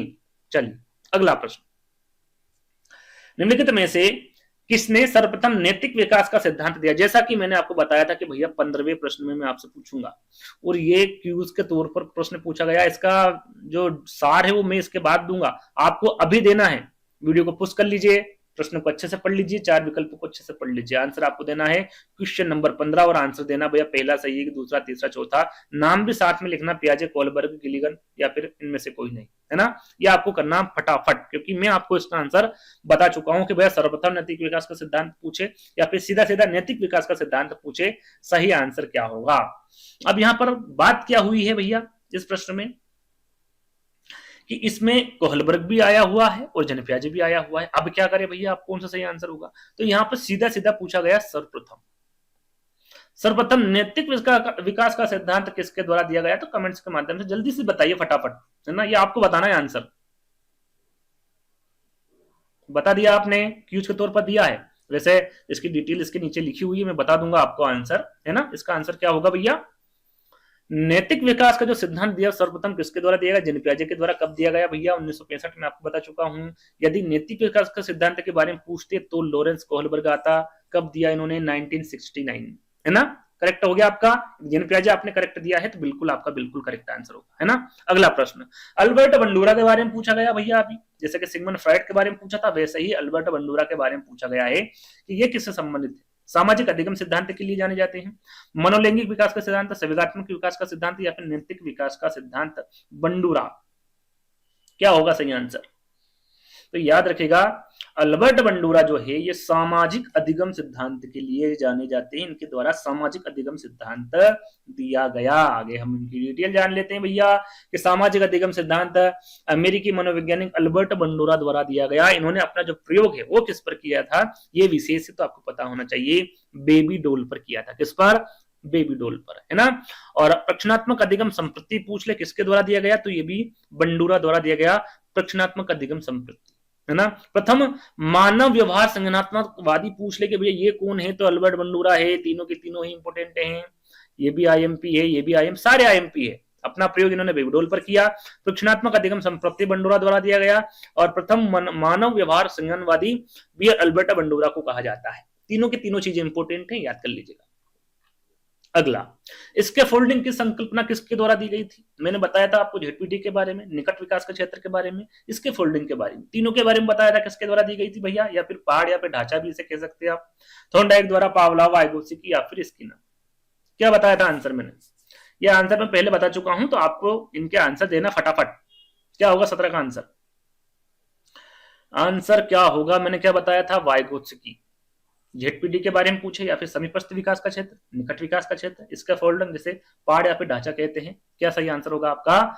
वाइगोत्स्की होगा। यहाँ पर लिखा भी हुआ है कि समीपस्थ विकास का क्षेत्र, जेडपीडी निकट विकास का क्षेत्र, और इसके फोल्डर जिसे पहाड़ या ढांचा कहते हैं, ये रूसी मनोवैज्ञानिक लेव वाइगोत्स्की ने प्रस्तुत किया है। इनके द्वारा कौन सा सिद्धांत दिया है, तो सामाजिक सांस्कृतिक सिद्धांत दिया है वाइगोत्स्की के द्वारा, आगे मैं बता चुका हूं। चलिए, फिर से सिद्धांत पूछ लिया गया भैया आपसे, बहुबुद्धि का सिद्धांत पूछ लिया गया। मैंने 10 सिद्धांत आपको पहले ही बता दिए हैं, और उसमें इसका भी जिक्र किया है, अल्फ्रेड बिने, गिलफूड, हावर्ड गार्डनर या फिर थॉर्नडाइक। बहुबुद्धि का सिद्धांत किसके द्वारा दिया गया, तो ये दिया गया है आपका हावर्ड गार्डनर। याद रखिएगा, इंपोर्टेंट है। हावर्ड गार्डनर द्वारा बहुबुद्धि का सिद्धांत दिया गया। अब कितने सिद्धांत कब दिया गया और कितने प्रकार बताए हैं, ये यहाँ पर लिखा हुआ है कि भैया बहुबुद्धि सिद्धांत जो है वो हावर्ड गार्डनर द्वारा वर्ष 1983 में दिया गया। कब? 1983 में। इन्होंने प्रकार कितने बताए बुद्धि के? 8 प्रकार बताए, इसीलिए इसे बहुबुद्धि कहा गया है। कौन कौन से 8 प्रकार है ये भी आपको पता होना चाहिए। व्यक्तिक पर बुद्धि, व्यक्तिक स्वबुद्धि, संगीत बुद्धि, शरीर गतिकी बुद्धि, स्थानिक बुद्धि, तार्किक गणितीय बुद्धि, भाषाई बुद्धि और प्राकृतिक बुद्धि। ये 8 प्रकार बताए हैं भैया हावर्ड गार्डनर ने बुद्धि के, है ना। कब दिया था भैया? 1983 में। कौन सा सिद्धांत दिया? बहुबुद्धि का सिद्धांत। चलिए, अगला प्रश्न, gender schema theory. Gender schema theory किसने प्रतिपादित की है भैया? बंडूरा ने, जन प्याजे ने, बेम ने या फिर बेरन ने। जेंडर स्कीमा थ्योरी के बारे में पूछा गया है। यदि हम हिंदी में जाने तो लिंग स्कीमा सिद्धांत। यदि आपको यह समझ में नहीं आ रहा है तो हिंदी में मैं आपको बताता हूं क्या बोलते हैं, इसको लिख देता हूं यहां पर। लिंग स्कीमा सिद्धांत, ये किसके द्वारा दिया गया? तो याद रखेगा, इस सिद्धांत के बारे में पूछे तो ये दिया गया था आपका बेम के द्वारा। एस.एल. बेम के द्वारा यह सिद्धांत दिया गया है, जिसे सेंड्रा बेम भी कहा जाता है। यहाँ पर लिखा हुआ है कि भाई जेंडर स्कीमा थ्योरी या फिर लिंग स्कीमा सिद्धांत जो है ये मनोवैज्ञानिक सेंड्रा बेम ने 1981 में विकसित किया था। कब? 1981, है ना। चलिए आगे बढ़ेंगे। बहुत ही अच्छा प्रश्न है। इस प्रकार के प्रश्न आपसे पूछे जाते हैं कि नीचे अधिगम सिद्धांतों और उनके प्रतिपादकों के जोड़े दिए गए हैं, इंगित कीजिए कि किस जोड़े का मिलान सही नहीं है। नेगेटिव प्रश्न पूछा गया, भाई कौन सा जोड़ा सही नहीं है ये आपको बताना है। तो अपन चलते नीचे से। पुनर्वलन का सिद्धांत हल एवं स्किनर बिल्कुल। उद्दीपन अनुक्रिया सिद्धांत थॉर्नडाइक, गेट्स, स्टीफेंस बिल्कुल करेक्ट है। अंतरराष्ट्रीय का सिद्धांत वर्दिमर एवं कोलर बिल्कुल करेक्ट है। अनुकूलन या फिर अनुबंध प्रक्रिया कुफ एंड रीड के द्वारा नहीं दिया गया, ये किसके द्वारा दिया गया? पावलोव के द्वारा। इसके द्वारा? पावलोव। तो करेक्ट आंसर कौन सा नहीं ये पूछा था, तो आपका क्या होगा? पहला वाला विकल्प करेक्ट होगा, है ना। जैसा कि यहाँ पर लिखा हुआ है, अनुकूलन अनुक्रिया उल्फ एंड रीड के द्वारा नहीं दिया गया है। अनुकूलन अनुक्रिया का जो प्रवर्तक है वो कौन होंगे? पावलोव होंगे, है ना। चलिए आगे बात करेंगे अगले प्रश्न की। किसने मानसिक आयु शब्द से सबसे पहले परिचित करवाया? ये मैं आपको बता चुका हूं, है ना। शायद 7 से 8 पॉइंट मैंने आपको बताए थे शुरू में। अल्फ्रेड बिने, थर्स्टन, थॉर्नडाइक या फिर गिलफोर्ड। और इसके बारे में भी आपको बताया था। क्या बताया था भैया मैंने? अल्फ्रेड बिने बताया था। सर भी मैंने आपको बताया था, क्या बताया था? 1908 में अल्फ्रेड बीने ने मानसिक आयु शब्द का प्रयोग किया था। जैसा कि यहाँ पर लिखा हुआ है 1908 में अल्फ्रेड बीने ने मानसिक आयु शब्द का प्रयोग किया। मानसिक आयु का जो प्रत्यय, जैसा कि हम बता चुके हैं, बीने साइमन द्वारा दिया गया। ये प्रश्न हम आपको शायद तीसरे चौथे प्रश्न बता चुके हैं। मानसिक आयु का प्रत्यय पूछे तो बीने साइमन होगा, मानसिक आयु शब्द का प्रयोग पूछे तो अल्फ्रेड बीने होगा, ध्यान दीजिएगा। चलिए, बहुबुद्धि सिद्धांत के प्रवर्तक कौन है? मन के फ्रेम या फिर ढांचे? अभी हमने आपको बताया है ना, ये रिपीटेड प्रश्न है, आंसर मैं आपको बता चुका हूं, हार्वर्ड गार्डनर। पहला वाला विकल्प आपका करेक्ट होगा। निम्न में से किसने प्रयोग में कुत्ता एक विषय था कह सकते हैं सीधा सीधा कि कुत्ते पर किसने अपना प्रयोग किया? तो यहाँ पर पावला, थॉर्नडाइक, स्किनर, कोहलर, ये सारी जितने भी मनोवैज्ञानिक इंपोर्टेंट है, उन्होंने कौन सा सिद्धांत दिया है, किस पर अपना प्रयोग किया है, वो मैं आपको इस प्रश्न के माध्यम से बताने वाला हूं। तो कुत्ते पर पहले जान लेते हैं कि किसके द्वारा कुत्ते पर प्रयोग किया गया? स्किनर, कोहलर, थॉर्नडाइक या फिर पावलाव? सही आंसर क्या होगा? कुत्ते के बारे में पूछे तो आपका सही आंसर होगा पावलाव। क्या होगा? पावलाव द्वारा किया गया था। कौन सा सिद्धांत दिया था इनके द्वारा? सूझ या फिर अंतरदृष्टि सिद्धांत दिया था? नहीं, हाँ सॉरी, हाँ ठीक है, पावलाव ने, है ना। कौन सा सिद्धांत दिया था इनके द्वारा? शास्त्रीय अनुबंधन सिद्धांत दिया था। थोड़ा सा कंफ्यूज हो गया, सॉरी, माफी चाहूंगा। पावलाव ने कौन सा सिद्धांत दिया? आपका शास्त्रीय अनुबंधन सिद्धांत दिया। जब मैंने सूझ या फिर अंतरदृष्टि सिद्धांत तभी जिक्र किया था तो कोहलर ने दिया था, है ना। और उन्होंने जो अपना प्रयोग किया था वो सुल्तान नामक चिंपांजी, जो कि यहाँ पर लिखा हुआ है, सारी चीजें, है ना। यहाँ पर हम थोड़ा सी चर्चा करेंगे। पावलाव के द्वारा किस पर अपना कौन सा सिद्धांत दिया? शास्त्रीय अनुबंधन सिद्धांत। किस पर अपना प्रयोग किया? कुत्ते पर। प्रयत्न और त्रुटि का सिद्धांत किसके द्वारा दिया गया? थॉर्नडाइक द्वारा। इन्होंने अपना प्रयोग किस पर किया? बिल्ली पर किया। क्रिया प्रसूत अनुबंधन सिद्धांत किसके द्वारा दिया गया? स्किनर के द्वारा। इन्होंने अपना जो प्रयोग है वो चूहे पर किया। कब किया? 1930 में। साथ में इन्होंने अपना प्रयोग कबूतर पर भी किया। ये मैंने क्यों रखा है? क्योंकि कभी कभी विकल्प में चूहा नहीं देते हुए कबूतर दे देते हैं, तो आपको पता होना चाहिए। इन्होंने चूहे पर भी और कबूतर पे, चूहे पर 1930 में, कबूतर पे 1943 में अपना प्रयोग किया था। क्रिया प्रसूत अनुबंधन सिद्धांत। सूझ या फिर अंतर्दृष्टि का सिद्धांत कोहलर के द्वारा दिया गया। सुल्तान नामक चिंपांजी पर इन्होंने अपना प्रयोग किया। जो कौन है भैया? वनमानु से, इसका नाम क्या था? सुल्तान नामक चिंपांजी, है ना। याद रखिएगा, चारों के चारों इंपोर्टेंट हैं और इनको याद कर लीजिएगा। चलिए, अगला प्रश्न। निम्नलिखित में से कौन सा विकास का सिद्धांत नहीं? देखिए यहाँ पर नेगेटिव प्रश्न पूछा गया। नेगेटिव प्रश्न विकास का सिद्धांत कौन सा नहीं है? यहाँ पर मैं टॉप 10 विकास का सिद्धांत आपको बताऊंगा जो कि आपको पता होना चाहिए। अनुकूलित प्रत्यावर्तन का सिद्धांत, समान प्रतिमान का सिद्धांत, परस्पर संबंध का सिद्धांत या फिर निरंतर विकास का सिद्धांत। क्या होगा? कौन सा सिद्धांत नहीं है विकास का? बताइए जल्दी से। सही आंसर होगा भैया अनुकूलित प्रत्यावर्तन सिद्धांत। ये जो अनुकूलित प्रत्यावर्तन एक सिद्धांत नहीं है, क्या है?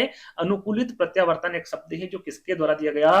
पावलाव के द्वारा दिया गया था। आगे हम इस पर चर्चा करेंगे। 10 सिद्धांत आपको बताएंगे विकास के। अनुकूलित प्रत्यावर्तन का सिद्धांत जो है वो अनुकूलित प्रत्यावर्तन शब्द है जो कि पावलाव के द्वारा दिया गया। अब जो 10 बाल विकास के प्रमुख सिद्धांत हैं वो आपके सामने हैं।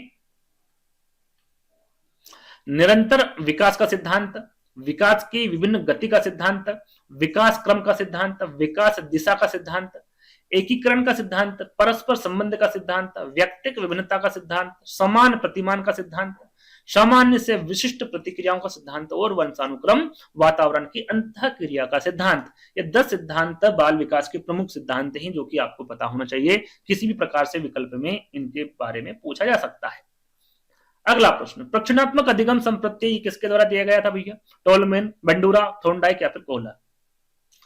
प्रक्षेणात्मक अधिगम संप्रत्यय, इसके बारे में आपको बता चुका हूं मैं।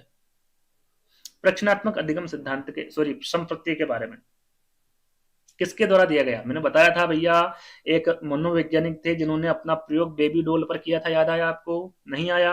याद करिए, क्या होगा आंसर? मैंने बताया था भैया सामाजिक अधिगम सिद्धांत किसके द्वारा दिया गया? अब आपको याद आया होगा। कौन होंगे आंसर? सही क्या होगा? Tolman, Bandura, Thorndike, Kohler. तो मैंने आपको बताया था भैया जो सामाजिक अधिगम सिद्धांत के बारे में पूछे, है ना, या फिर बेबी डोल के बारे में पूछे किसके द्वारा प्रयोग किया, या फिर आपसे पूछे प्रश्नात्मक अधिगम संप्रत्यय किसके द्वारा दिया गया, तो ये किसके द्वारा दिया गया था? बेंडूरा के द्वारा दिया गया था। मैं आपको बता चुका हूं, है ना। चलिए थोड़ा सा जैसा कि मैं आपको बता चुका हूं, एक बार रिवीजन कर लेते हैं। प्रक्षेणात्मक अधिगम बंडूरा के सामाजिक अधिगम सिद्धांत का एक क्या है? प्रमुख घटक है। इनके द्वारा सामाजिक अधिगम सिद्धांत दिया गया, प्रयोग बॉबी डोल पर किया गया और इसी सिद्धांत को बंडूरा का मॉडल द्वारा व्यवहार में रूपांतरण लाने का सिद्धांत भी कहते हैं। है ना। चलिए आगे बढ़ेंगे। मस्तिष्क उद्वेलन विधि के प्रतिपादक के बारे में पूछ लिया। यहाँ पर विधियां भी मैंने रखी है important, John Dewey, Osborne, Hurlock या फिर आशुबेल। क्या होगा? मस्तिष्क उद्वेलन विधि के प्रतिपादक के बारे में पूछा गया है। यदि ये प्रश्न आपको आता है तो कमेंट्स के माध्यम से आंसर दीजिए। तो मस्तिष्क उद्वेलन विधि के बारे में पूछे तो भैया क्या होंगे? ऑसबोर्न होंगे आंसर, है ना। थोड़ा सा इनके बारे में जानकारी अपन देख लेते हैं। मस्तिष्क उद्वेलन विधि होती क्या है? इसमें बालक को कोई भी ऐसी समस्या प्रदान की जाती है जिसके द्वारा बालक के मस्तिष्क में उथल पुथल उत्पन्न होती है एवं इस उथल पुथल के द्वारा बालक किसी नवीन विषय को प्रकट करता है। उसको एक समस्या दी जाती है जिससे कि वो उसका हल निकाल सके, है ना, उसकी नवीन विषय को प्रकट कर सके। तो इस विधि में बालक के मस्तिष्क को सक्रिय करने और समस्या समाधान हेतु उकसाया जाता है। मस्तिष्क उद्वेलन में किसी भी प्रकार की उसको समस्या दी जाती है ताकि वो उसको सुलझा सके, है ना। तो इस विधि में बालकों को क्या है? पूर्ण स्वतंत्रता दी जाती है, किसी प्रकार की कोई पाबंदी नहीं होती है मस्तिष्क उद्वेलन विधि में। चलिए अगला प्रश्न, निम्न में से किसने अधिगम सिद्धांत का प्रतिपादन नहीं किया? देखिए प्रश्न पूछा गया अधिगम सिद्धांत में Skinner, B S Bloom, Thorndike या फिर कोहलर। क्या होगा सही आंसर? अधिगम सिद्धांत के अंतर्गत आपका स्किनर आएगा, है ना, थॉर्नडाइक आ जाएंगे, कोहलर आ जाएंगे, लेकिन बी.एस. ब्लूम नहीं आएंगे। तो बी.एस. ब्लूम की सारी जानकारी आपको दे देता हूं, ध्यान दीजिएगा। बी.एस. ब्लूम ने किसी अधिगम सिद्धांत का प्रतिपादन नहीं किया, बल्कि इन्होंने एक वर्गीकरण प्रस्तावित किया है। कौन सा वर्गीकरण भैया? ब्लूम ने इस वर्गीकरण को टेक्सोनॉमी ऑफ एजुकेशनल ऑब्जेक्टिव के नाम से जाना जाता है। इस नाम को याद रखिएगा, टेक्सोनॉमी ऑफ एजुकेशनल ऑब्जेक्टिव। जो वर्गीकरण किया है किसके द्वारा किया गया है? ब्लूम के द्वारा। अब इसमें क्या रखा गया भैया? तो इसमें ब्लूम ने वर्गीकरण को सीखने के कितने पक्ष बताए हैं? तो इनके द्वारा 3 पक्ष बताए हैं, संज्ञानात्मक पक्ष, भावात्मक पक्ष, क्रियात्मक पक्ष। यदि आपसे पूछ ले कि भाई ब्लूम द्वारा जो वर्गीकरण किया है उसमें सीखने का कौन सा पक्ष नहीं है, 3 ये दे देंगे, एक कोई सा भी दे देंगे, तो आपको पता होना चाहिए कि वो नहीं है। कौन से हैं? संज्ञानात्मक पक्ष, भावात्मक पक्ष और क्रियात्मक पक्ष। और संज्ञानात्मक पक्ष को इन्होंने कितने, जो 3 भाग इन्होंने बताए हैं उनको अलग अलग भागों में बांटा है। संज्ञानात्मक पक्ष को 6 भागों में, कौन कौन सा?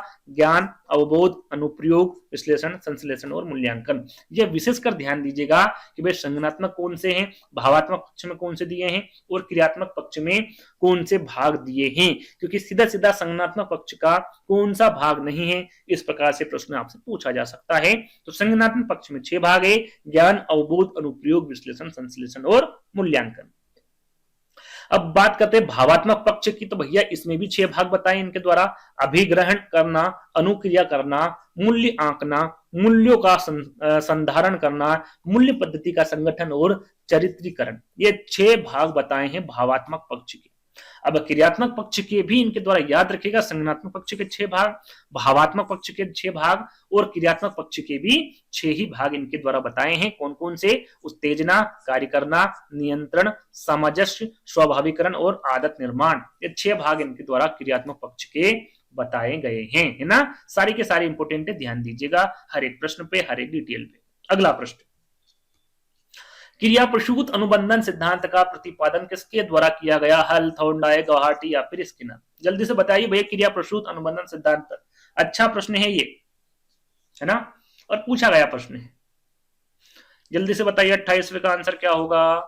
क्रिया प्रसूत अनुबंधन सिद्धांत किसके द्वारा प्रतिपादित किया गया? तो ये प्रश्न आपसे पूछा जाता है, करेक्ट आंसर क्या होगा आपका? स्किनर होगा, है ना। आप स्किनर ने कौन सा सिद्धांत दिया है ये तो आपको समझ में आ गया। क्रिया प्रसूत अनुबंधन सिद्धांत किस पर प्रयोग किया, कब किया? तो क्रिया प्रसूत अनुबंधन सिद्धांत स्किनर द्वारा दिया गया। कब इनके द्वारा प्रयोग किया गया भैया? 1938 में, है ना। प्रयोग इनके द्वारा चूहे पर 1930 में किया गया था। ये पूछा गया इसका वर्ष, क्रिया प्रसूत अनुबंधन का सिद्धांत कब दिया गया? 1938 में, है ना। प्रयोग कब किया था भैया? 1930 में, और कबूतर पर 1943 में इन्होंने अपना प्रयोग किया था।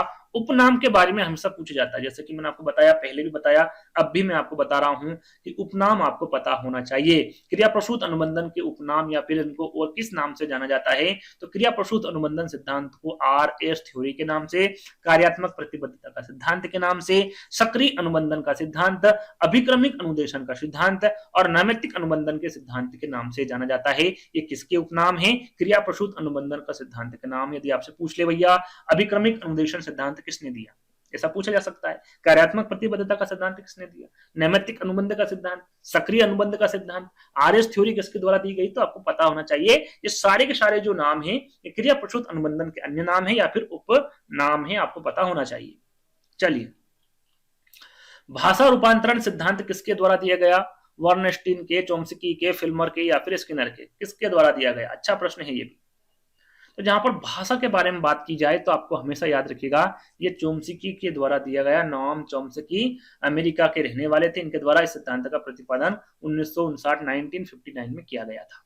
अगला प्रश्न, सीखने के प्रयास व भूल के सिद्धांत का प्रतिपादन किसके द्वारा किया गया? ये मैं आपको बता चुका हूं, बताया था कि नहीं बताया था? शायद शुरू में ही बताया था मैंने।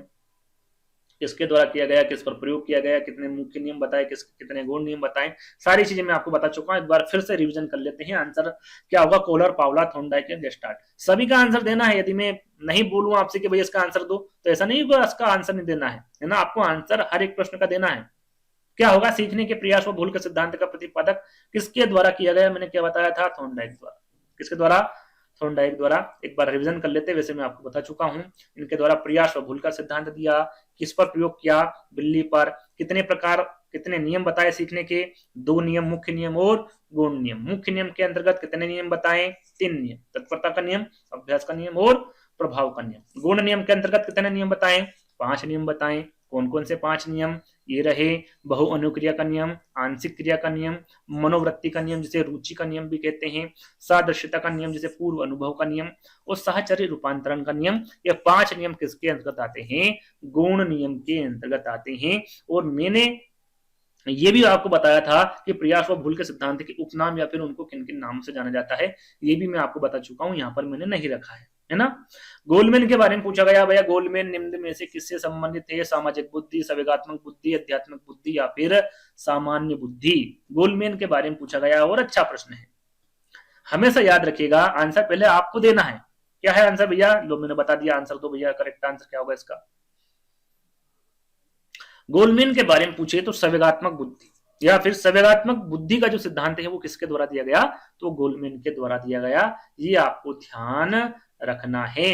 गोलमैन संवेगात्मक बुद्धि से संबंधित है क्योंकि इनके द्वारा संवेगात्मक बुद्धि का सिद्धांत दिया गया। पूरा नाम है डेनियल गोलमैन, है ना। और याद रखिएगा इनके द्वारा पुस्तक भी लिखी गई है, सावेगिक बुद्धि, और दूसरी है बुद्धि लब्धि से महत्वपूर्ण क्यों, है ना। ये पुस्तक इनके द्वारा लिखी गई है, गोलमैन के द्वारा। दोनों पुस्तक के बारे में पूछे तो आपको पता होना चाहिए। अगला प्रश्न, सर्वाधिक उपयुक्त जीवित। देखिए ये एक प्रकार का सिद्धांत है, यहां पर ऐसा लिखा हुआ है, लेकिन हम इसके बारे में आगे जानेंगे। इसको किसके द्वारा दिया गया? लेमार्क के, हैरिसन के, डार्विन के या फिर मैकडूगल? इसके द्वारा दिया गया भैया सर्वाधिक उपयुक्त जीवित सिद्धांत किसके द्वारा दिया गया? पहले आंसर आपको देना है ना। क्या है इसका सही आंसर? जल्दी से बताइए फटाफट, टाइम आपका ज्यादा हो रहा है। किसके द्वारा दिया गया? ये आपका दिया गया डार्विन के द्वारा, है ना। किसके द्वारा दिया गया? ये डार्विन के द्वारा दिया गया है। तीसरा वाला जो विकल्प होगा ये आपका बिल्कुल करेक्ट होगा। थोड़ा सा इनके बारे में हम देख लेते हैं, जान लेते हैं भैया। सर्वाइवल ऑफ द फिटेस्ट, है ना। इसको इंग्लिश में वहां लिखा हुआ था, है ना, कोष्टक में आपने देखा होगा, या फिर इस प्रकार से लिखा था वहां। उसे इंग्लिश में क्या कहते हैं? सर्वाइवल ऑफ द फिटनेस, सर्वाधिक उपयुक्त जीवित सिद्धांत। एक वाक्यांश है जो प्राकृतिक चयन के एक प्रकार का क्या है? ये वाक्यांश है ना, जो प्राकृतिक चयन के तंत्र का वर्णन करने के तरीके के रूप में डार्विन ने विकासवादी सिद्धांत से उत्पन्न हुआ। किससे? यहां पर ध्यान दीजिए, किसके द्वारा दिया गया? डार्विन के। और डार्विन के विकासवादी सिद्धांत से उत्पन्न हुआ है, या फिर पूछ ले कि विकासवादी सिद्धांत किसके द्वारा दिया गया? डार्विन के, है ना। और ये उसका एक घटक कह सकते हैं, अंग कह सकते हैं, वाक्यांश कह सकते हैं, जिसे उपयुक्त जीव सिद्धांत, योग्यतम की उत्तरजीविता ऐसे कहते हैं। उपयुक्त जीव सिद्धांत के साथ साथ याद रखेगा योग्यतम की उत्तरजीविता का सिद्धांत, सर्वाइवल ऑफ द फिटनेस के नाम से भी इसे जाना जाता है। जैसे कि और भी हम बात करें कि प्राकृतिक चयन का सिद्धांत, प्राकृतिक चयन को सर्वाइवल ऑफ द फिटनेस भी कहा जाता है। यहाँ पर देखिए उपयुक्त जीवित सिद्धांत के लीजिए, प्राकृतिक चयन सिद्धांत के लीजिए, सभी एक दूसरे के उपनाम कह सकते हैं या फिर अन्य नाम कह सकते हैं। चार्ल्स डार्विन ने क्रम विकास के सिद्धांत का प्रतिपादन किया, जिसे डार्विनवाद के से भी इसके नाम से भी जाना जाता है। याद रखिए क्रम विकास का सिद्धांत किसके द्वारा दिया गया? डार्विन के। इसको डार्विनवाद के नाम से भी जाना जाता है। इनके सिद्धांत को चार्ल्स डार्विन को विकासवाद का जनक कहा जाता है, जैसे कि यहाँ पर लिखा हुआ है, मैंने आपको बताया था विकासवादी सिद्धांत या फिर विकासवाद का जनक किसे कहा जाता है, तो ये आपके चार्ल्स डार्विन को कहा जाता है, डार्विन को कहा जाता है ना, याद रखिएगा। इनके द्वारा पुस्तक भी लिखी गई है, द ओरिजिन ऑफ स्पीसीज पुस्तक डार्विन द्वारा कब लिखी गई, 1850 के दशक में प्रकाशित की गई, जिसमें उन्होंने प्राकृतिक चयन के साथ साथ विकासवाद की अपनी समझ को परिभाषित किया है। और ये सारी चीजें मैं किसके बारे में बता रहा हूं भैया, डार्विन के बारे में बता रहा हूं, तो सारी चीजें आपको पता होना चाहिए, है ना। चलिए आगे बात करेंगे क्षेत्र सिद्धांत के बारे में। क्षेत्र सिद्धांत निम्न में से किस वर्ग का सिद्धांत है, व्यवहारवादी का, संरचनावादी का, मनोविश्लेषकों का या फिर गेस्टाल्टवादी का। क्षेत्र सिद्धांत के बारे में पूछा, थोड़ा प्रश्न को टफ कर दिया गया है क्योंकि यहाँ पर जो मनोविज्ञान है उस मनोवैज्ञानिक के बारे में नहीं पूछा है ना। तो क्या होगा सही आंसर भैया, क्षेत्र सिद्धांत किसके द्वारा दिया गया है, ये आपको पता होना चाहिए।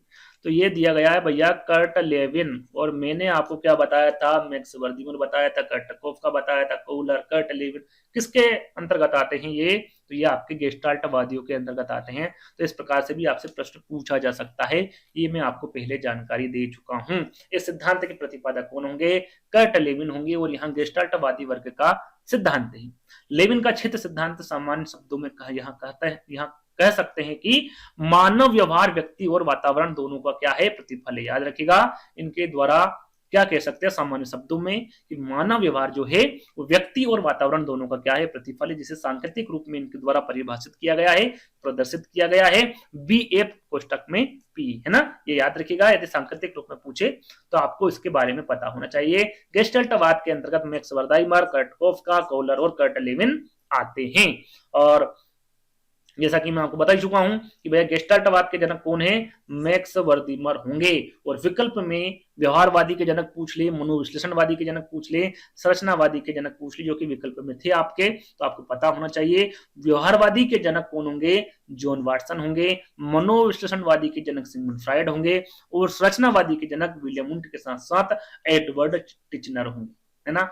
यहाँ पर उंट ज्यादातर विकल्प में देखने को मिलता है संरचनावादी में, तो दोनों को आपको ध्यान में रखना है, व्यवहारवादी वाटसन, मनोविश्लेषणवादी सिगमंड फ्रायड, संरचनावादी वुंट और टिचनर, है ना, याद रखिएगा। चलिए, इनमें से किनका नाम सृजन शास्त्र के पिता से जुड़ा हुआ है, crow and crow, Galton, Ross या फिर वुडवर्थ। सही आंसर क्या है फटाफट बताइए, ये मैं आपको बता चुका हूं, सृजन शास्त्र के पिता